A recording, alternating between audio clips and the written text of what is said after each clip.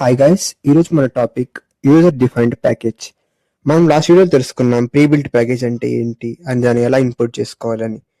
మనం ఈ వీడియోలో యూజర్ డిఫైన్డ్ ప్యాకేజ్ అంటే ఏంటి, దాన్ని ఎలా క్రియేట్ చేయాలో చూద్దాం. మనకి ఆల్రెడీ తెలుసు ప్యాకేజ్ అంటే number of classes and methods అని. ఒక క్లాస్లో ఒక మెథడ్ క్రియేట్ చేస్తాం. ఆ మెథడ్లో మనం రాసే స్టేట్మెంట్స్ అన్నీ ఆ ప్యాకేజ్లో సేవ్ అయిపోతాయి. అండ్ ఆ ప్యాకేజ్ ఎలా క్రియేట్ చేయాలంటే ప్యాకేజ్ అనే కీవర్డ్తో ప్యాకేజ్ క్రియేట్ చేస్తాం. అండ్ ప్యాకేజ్ తర్వాత మనం వేరియబుల్ తీసుకుంటాం. ఆ వేరియబుల్ మన ఇష్టం, ఏదైనా తీసుకోవచ్చు. అండ్ ఈ సింటాక్స్ మీరు స్క్రీన్ మీద చూడొచ్చు.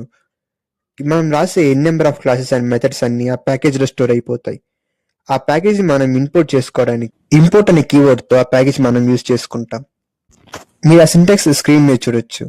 బట్ గాయ్స్, ఒకటి గుర్తుపెట్టుకోండి, మనం క్రియేట్ చేసిన ప్యాకేజ్ ఒక ఫైల్ అండ్ మనం ఇంపోర్ట్ చేసుకోవాల్సిన ఫైల్ రెండు ఎప్పుడు ఒకే కంపైలర్లో యూజ్ చేయకూడదు. అలా యూజ్ చేస్తే మనకి ఎర్రర్ వస్తుంది. And this is our final output for this program. Thanks for watching my video, and please do like, share and follow our Cool Coding Instagram page. Thank you.